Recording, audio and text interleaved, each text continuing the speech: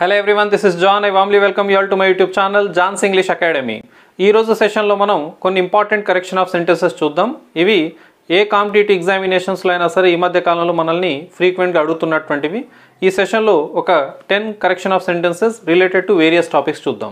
దానికంటే ముందు ఒక చిన్న announcement. AP DSC school assistant English offline batch నల్గొండలో స్టార్ట్ కాబోతుంది. ఇది 6వ బ్యాచ్ అండి. దీనికంటే ముందు మనం 5 బ్యాచెస్ కంప్లీట్ చేసాం. ఇక్కడ ఆంధ్రప్రదేశ్ నుంచి వివిధ డిస్ట్రిక్ట్స్ నుంచి చాలామంది స్టూడెంట్స్ ఇక్కడికి వచ్చి నేర్చుకొని వెళ్ళారు. దాదాపు 200+ స్టూడెంట్స్ నల్గొండలో ఆల్రెడీ కోచింగ్ తీసుకొని ఉన్నారు. This is the 6th batch అండి, అండ్ ఇది ఫైనల్ బ్యాచ్. దీని తర్వాత మనకి ఏ బ్యాచెస్ లేవండి. 6th బ్యాచ్ తర్వాత డైరెక్ట్గా నోటిఫికేషన్ తర్వాత ఇంటెన్సివ్ బ్యాచ్ ఉంది. దానికి సంబంధించిన అడ్మిషన్స్ ఆల్రెడీ అయిపోయాయి. సో 6th బ్యాచ్ తర్వాత ఇంకో ఏ బ్యాచ్ కూడా ఇక్కడ టేకప్ చేయబడదు నల్గొండలో. అదేవిధంగా ఇక్కడ మెథడాలజీకి సంబంధించినటువంటి న్యూ అండ్ ఓల్డ్ మెథడాలజీని ఎక్స్ప్లెయిన్ చేయడం జరుగుతుంది. లిటరేచర్ అవసరానికి మించే నేర్చుకుంటారు. కంటెంట్ లెసన్స్ నేర్పించబడతాయి. Text books old and new line to line explanation ఉంటుందండి. ప్రతిరోజు ఎగ్జామినేషన్స్ ఉంటాయి, గ్రాండ్ టెస్ట్లు ఉంటాయి. ఎగ్జామినేషన్ లేని రోజంటూ ఉండదు. ఖచ్చితంగా ప్రతిరోజు ఎగ్జామినేషన్ ఉంటుంది. మీకు 60 డేస్లో ఈ బ్యాచ్ కంప్లీట్ చేయబడుతుంది. మధ్యలో మనకు టెట్ ఎగ్జామినేషన్ కూడా ఉంది. దానికి ఒక 3 డేస్ హాలిడేస్ కూడా ఇస్తాం. ఇక్కడ నుంచి 9th సెప్టెంబర్ నుంచి మీకు ఈ బ్యాచ్ స్టార్ట్ కాబోతుంది at 9 o'clock. 60 డేస్ బ్యాచ్లో మీరు మ్యాక్సిమం టెట్ కంటే ముందు వివిధ అంశాలపైన అవగాహనను పొంది టెట్ కూడా మంచిగా రాసే అవకాశం ఉంది. కానీ ఇది purely DSC school assistant English batch, కానీ ఇది టెట్ బ్యాచ్ కాదు. You can use this knowledge to right your TET examination well. అంతేగాని ఇది ఎక్స్క్లూజివ్గా టెట్ బ్యాచ్ కాదండి. ఎక్స్క్లూజివ్లీ డిఎస్సికి సంబంధించినటువంటి బ్యాచ్. దీని తర్వాత as I told you there is no batch. This is the final batch. Use this opportunity. గతంలో కూడా ఎన్నోసార్లు చెప్పాను, ఇక్కడికి వస్తే మీ భవిష్యత్తుకు నాది బాధ్యత. ఇన్స్టిట్యూట్ చుట్టూ చాలా హాస్టల్స్ ఉన్నాయండి సెపరేట్గా ఆడవాళ్ళకు మగవాళ్ళకు. సో మీకు నచ్చినటువంటి హాస్టల్లో ఉండవచ్చు. ఈ 60 డేస్ మీరు ఇంటెన్సివ్గా ఇక్కడ బ్యాచ్లో ప్రతి అంశాన్ని నేర్చుకుంటారు. అదేవిధంగా గతంలో కూడా ఎన్నోసార్లు చెప్పానండి, నల్గొండ వరకు రావాలి, నా దగ్గరనే నేర్చుకోవాలని అంటే స్వార్థపరం ఏం కాదు. మీకు వెసులుబాటు ఉన్నటువంటి మీ దగ్గర ప్రాంతంలో నాలాగా ఎంతోమంది నా మిత్రులు మీకు school assistant English offline batches నడుపుతున్నారు. మీకు ఎక్కడ వెసులుబాటు ఉంటే అక్కడ వెళ్ళి జాయిన్ అవ్వండి. Because this is the final opportunity. ఎందుకంటే ఎన్ని పోస్టులు ఇంగ్లీష్కి సంబంధించి భవిష్యత్తులో వస్తాయో రావో తెలియదండి. సో ఎక్కడైనా సరే మీకు ఎక్కడైతే ఫీజిబిలిటీ ఉందో అక్కడ వెళ్ళండి, జాయిన్ కండి. నా దానికి వచ్చేస్తే మీ బాధ్యత నాది. ఖచ్చితంగా మీకు అవసరానికి మించే నేను నేర్పిస్తాను. కాకపోతే డెసిషన్ తీసుకోవాలి. వెంటనే మీరు ప్రిపరేషన్లోకి వెళ్ళిపోతే తర్వాత మీరు టెట్ రాసిన వెంటనే రివిజన్ చేసుకోవడానికి ఈజీగా ఉంటుంది. So this is about APDSC batch. 9th September 9 o'clockకి స్టార్ట్ అవుతుందండి. 15th సెప్టెంబర్ వరకు అడ్మిషన్స్ ఓపెన్ ఉంటాయి. 16th తర్వాత ఎవరిని కూడా అలో చేయబడదు. సో ఇది 9th సెప్టెంబర్న నల్గొండలో నేను స్టార్ట్ చేయబోతున్నటువంటి స్కూల్ అసిస్టెంట్ ఇంగ్లీష్ ఆఫ్లైన్ బ్యాచ్కి సంబంధించిన డీటెయిల్స్. ఇప్పుడు కరెక్షన్ ఆఫ్ సెంటెన్సెస్ చూద్దాం. ఇప్పుడు కరెక్షన్ ఆఫ్ సెంటెన్సెస్ 1 by 1 చూద్దాం. ఒక్కొక్క సెంటెన్స్లో ఉన్నటువంటి మిస్టేక్ ఏంటిది, దాన్ని మనం ఎలా కరెక్ట్ చేయాలి, దాంతో మనం ఇంకేదైనా గ్రామర్ బిట్ని నేర్చుకోవచ్చో చూద్దాం. దానికంటే ముందు నేను ఇంతకుముందు అనౌన్స్ చేసినటువంటి స్కూల్ అసిస్టెంట్ ఇంగ్లీష్ బ్యాచ్లో psychology and GK current affairs classes కూడా చెప్పబడతాయండి. అవి బైలింగ్వల్లో చెప్పబడతాయి. ఓకే, ఇప్పుడు ఫస్ట్ క్వశ్చన్ చూద్దాం. One should respect his country. ఇక్కడ మీకు సబ్జెక్ట్ స్థానంలో కనబడుతుంది వన్. షుడ్ అనేటటువంటిది ఒక వర్బ్ ముందు ఉన్నటువంటి పదం ఏదైతే ఉందో అది సబ్జెక్ట్ ఉంటుంది. సబ్జెక్ట్ ప్లేస్లో ఉండాల్సిన పదాలు రెండే, ఒకటి నౌన్ ఉండాలి లేదా ప్రొనౌన్ ఉండాలి. వన్ అనేటటువంటిది ఇక్కడ వచ్చినటువంటి ప్రొనౌన్. సార్ 1 అంటే సంఖ్య కదా, అది అడ్జెక్టివ్ కూడా అవుద్ది కదా. అవునండి, 1 అనేటటువంటిది ప్రొనౌన్ అవుద్ది, అడ్జెక్టివ్ కూడా అవుద్ది. అడ్జెక్టివ్ ఎలా అవుతుంది సార్? ఉదాహరణకు 1 boy, 1 man, 1 rupee coin. 1 boy is enough for this job. 1 man is available. 1 man is working. ఇక్కడ 1 అనేటటువంటిది ఈ బాయ్ అనేటటువంటి నౌన్ ముందు వచ్చింది కాబట్టి ఈ 1 అనేటటువంటిది అడ్జెక్టివ్ అవుతుంది. కానీ ఇక్కడ 1 సబ్జెక్ట్ స్థానంలో ఉంది. ఎలా గుర్తుపట్టాలి సార్? ఇది వర్బ్ ముందు ఉంది.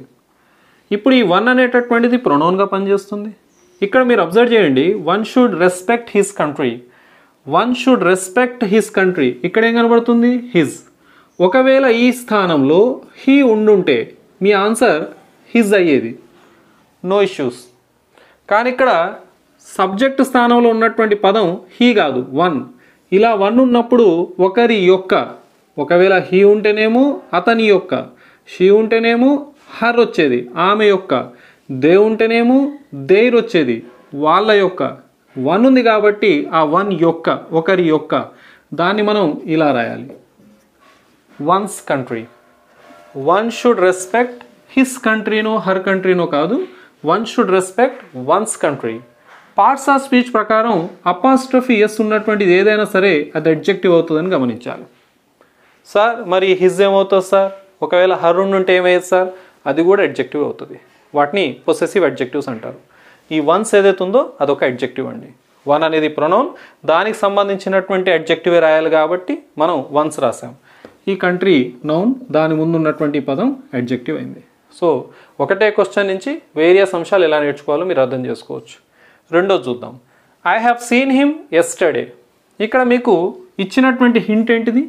ఎస్టర్డే అనే టైం. ఎస్టర్డే అనేటటువంటిది ఒక ఫినిష్డ్ టైం, పూర్తి అయినటువంటి సమయం. ఇలా ఫినిష్డ్ టైం తోటి మనం హ్యావ్, హ్యాస్ ప్లస్ V3 అంటే ప్రెజెంట్ పర్ఫెక్ట్ టెన్స్ని వాడకూడదు. ఇది గతంలో టెన్సెస్ అప్పుడు కూడా మీకు నేర్పించాను నేను. ఇప్పుడు ఈ ఎస్టర్డే అనేటటువంటి పదంతో మనం హ్యావ్, హ్యాస్ ప్లస్ V3ని రాయడానికి వీల్లేదు. మరి ఏ టెన్స్లో రాయాలి? కరెక్ట్, సింపుల్ పాస్ట్లో రాయాలి. మరి ఇప్పుడు మనం ఈ సీన్ అనేటటువంటి దానికి V2 ఏంటిదండి? సింపుల్ పాస్ట్ టెన్స్ స్ట్రక్చర్ గుర్తుందా మీ అందరికీ? Subject plus V2 plus object. So మన సబ్జెక్ట్ ఇక్కడ అయి ఉంది, మనకు కావాల్సిన V2, సీ నుంచి వచ్చిన V2 ఏంటిది? Saw. I saw him yesterday. Sir నేను పని చేస్తాను సార్, ఎస్టర్డే తీసేసి జస్ట్ నో పెడతా ఏంటి?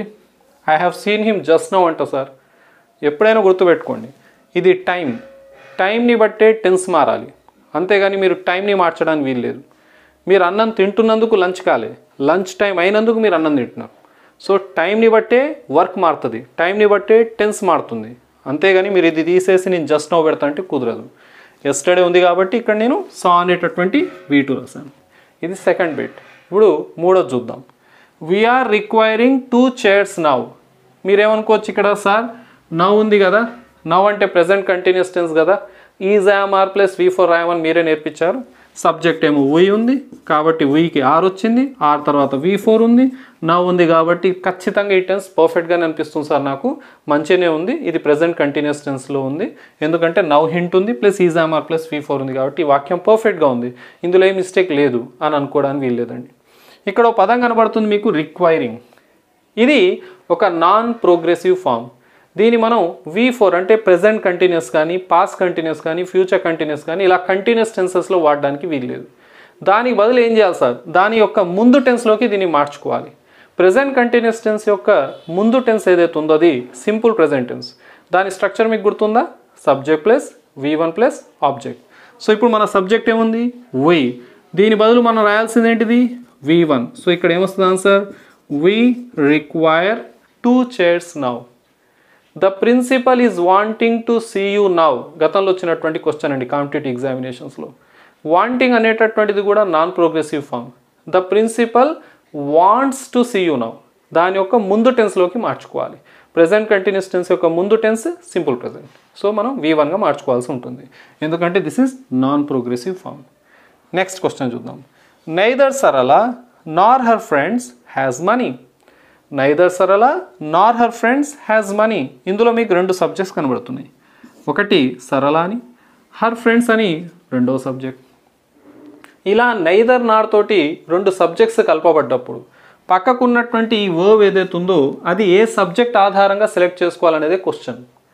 ఇలా నైదర్ నార్ కానీ ఐదర్ ఆర్తో కానీ 2 సబ్జెక్ట్స్ కలపబడ్డప్పుడు మనం సెకండ్ సబ్జెక్ట్ని కన్సిడర్ చేసి వర్బ్ని రాయాల్సి ఉంటుంది. ఇక్కడ సరళ ఒకవేళ మనం కన్సిడర్ చేస్తే సరళ ఏకవచనం కాబట్టి హ్యాజ్ వస్తుంది, కరెక్ట్ అనిపిస్తుంది. కానీ నైదర్ నార్ వచ్చినప్పుడు ఏ సబ్జెక్ట్ని పట్టించుకోవాల్సి వస్తుంది? Second subject. హర్ ఫ్రెండ్స్ అనేటటువంటిది ప్లూరల్ కాబట్టి ఇక్కడ హ్యాజ్ రావడానికి వీల్లేదు, ప్లూరల్ ఏముందని దానికి? హ్యావ్. ఇది 4th దాని ఆన్సర్. 5th చూద్దాం. The police has arrested the thief.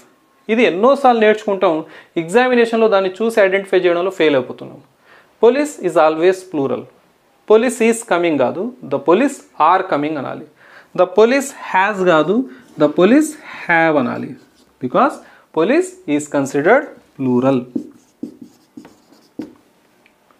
ఈ రకంగా మనం కరెక్షన్స్ని చేయొచ్చు. ఎక్కడెక్కడ మిస్టేక్ సరి చేసుకోవాలి, ఎలా ఐడెంటిఫై చేయాలి, ఇవి చాలా ఇంపార్టెంట్ అండి. దీని తర్వాత మిగతా ఐదు చూద్దాం.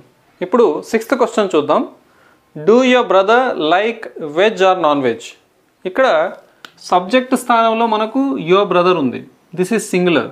సింగులర్స్కి డూ రాదు, డస్ రాయాలి. చాలామందికి ఇప్పటికి కూడా కన్ఫ్యూజన్ ఉంటుందండి. ఎప్పుడైనా యువర్ బ్రదర్ ఈజ్ కమింగ్ అన్నాం కానీ యువర్ బ్రదర్ ఆర్ కమింగ్ అనలేదు కదా. సో యువర్ తర్వాత వచ్చిన ఏ సబ్జెక్ట్ అయినా సింగులర్ కనబడుతుంది చూడండి. యువర్ బ్రదర్స్ ఉండుంటే మీ ఆన్సర్ డూ ఉండేది. డూ యువర్ బ్రదర్స్ అనంటే like veg or non veg answer చేసేవాళ్ళం. కానీ యువర్ బ్రదర్ ఈజ్ సింగులర్ కాబట్టి సింగులర్స్కి మనం రాయాల్సింది ఏంటిది? డస్, డూ కాదు. సో ఇది ఒక ఇంపార్టెంట్ క్వశ్చన్ అవుద్ది. Next, I have an important information. గతంలో మీకు నేను సింగులర్ అండ్ ప్లూరల్ అప్పుడు కూడా చెప్పాను. ఇన్ఫర్మేషన్ ఈజ్ అన్కౌంటబుల్, ఇది లెక్కించడానికి వీల్లేదు. అలాంటప్పుడు మనం ఏ లేదా ఆయనలను రాయడానికి అసలే వీల్లేదు.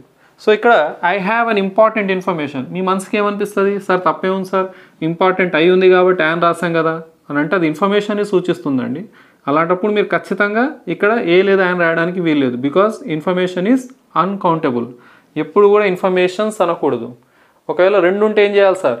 2 pieces ఆఫ్ ఇన్ఫర్మేషన్ అనాలి. ఇన్ఫర్మేషన్ అనే పదాన్ని ముట్టుకోవడానికి వీల్లేదు. సో ఇక్కడ ఏం చేయమంటారు సార్? ఆయన్ని తీసేద్దాం. ఐ హ్యావ్ ఇంపార్టెంట్ ఇన్ఫర్మేషన్ ఎందుకో కొంచెం పూర్తిగా కనబడట్లేదు సార్, నాకు పూర్తి అనిపించట్లేదు. ఏం చేయమంటారు? అక్కడ సమ్ పెట్టండి. I have some important information. అప్పుడు చాలా బాగుంటుంది. Sir I have 1 important information అనొచ్చా? అనకండి. You have to use some important information.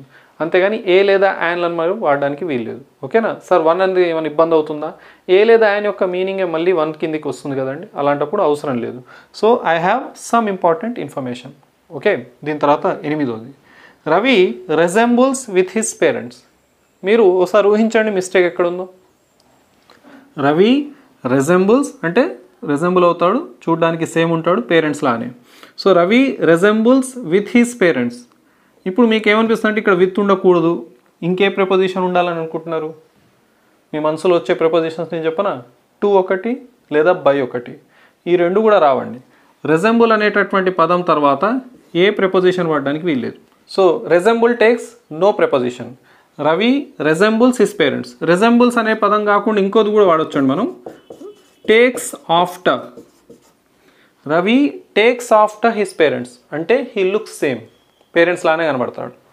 9వది, he was accompanied with his friends. Accompany అనే పదం యొక్క మీనింగ్ మీకు తెలుసు. అకంపెనీ అంటే తోడు రావడం. తను తన ఫ్రెండ్స్ తోడుగా వెళ్ళాడు, తన ఫ్రెండ్స్ అతనికి తోడుగా వెళ్ళారు. So he was accompanied with. Accompanied తర్వాత వ్యక్తులకైతే విత్ రాదండి, బై వస్తుంది. సార్ వ్యక్తులకైతే రాదంటున్నారు, మరి ఎక్కడ విత్ వాడాలి? ఉదాహరణకు వర్షంతో పాటుగా పిడుగులు పడ్డాయి. The rain was accompanied with the thunder.